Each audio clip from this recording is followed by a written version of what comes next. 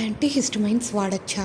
అదేనండి, మనం రోజు జలుబు చేసిందని, ఎలర్జీ వచ్చిందని కామన్గా వేసేసుకుంటే ట్యాబ్లెట్.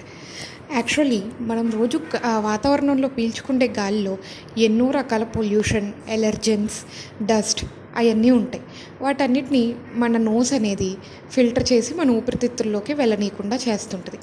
ఆ ప్రాసెస్లోనే మన నోస్లో ఉండే మ్యూకస్ లైనింగ్ అనేది ఆ డస్ట్ని ఒక మ్యూకస్ ప్రొడ్యూస్ చేసి దాన్ని ఫ్లష్ అవుట్ చేస్తుంటుంది.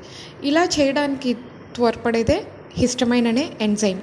ఈ హిస్టమైన్ అనే ఎంజైమ్ మన నాసల్ మ్యూకోజా మీద పనిచేసి దానిలో ఎక్కువ మ్యూకస్ వచ్చేలాగా చేస్తుంది. మనం ఏదైనా డస్ట్ కానీ ఏదైనా పీల్చినప్పుడు ఎక్కువ మ్యూకస్ ప్రొడ్యూస్ అయ్యి ఆ మ్యూకస్ ద్వారా ఆ డస్ట్ అనేది బయటకు వచ్చేసేలాగా చేస్తుంటుంది. కానీ మనం ఏం చేస్తున్నాం, అదేదో ఎలర్జీ అనుకొని బాడీ మనల్ని కాపాడడానికి ప్రయత్నిస్తుంటే మనం దాన్ని రివర్స్లో సప్రెస్ చేసేసి యాంటీహిస్టమైన్స్ వాడుతున్నాం. యాంటీహిస్టమైన్స్ వాడినప్పుడు ఏమవుతుంది, ఈ బొమ్మలో చూపించినట్టు ఈ వైరస్లన్నీ ఇలాగ మ్యూకస్ లైనింగ్తో కొట్టుకుపోతాయి హిస్టమైన్ వల్ల.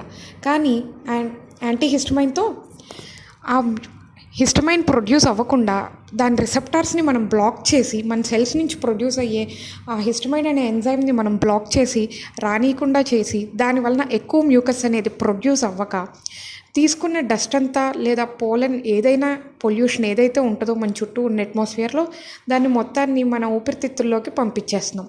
సో మీరే ఆలోచించుకోండి, ఇప్పుడు యాంటీహిస్టమైన్స్ వాడడం కరెక్టా రాంగా? కోర్స్ వాడాలి, కానీ దానికి ఒక మోతాదు ఉంది. ఎప్పుడు వాడాలి, ఎలా వాడాలి అన్న క్వాలిఫైడ్ డాక్టర్ దగ్గర తెలుసుకొని ఎంత డోసేజ్లో వాడాలో అంత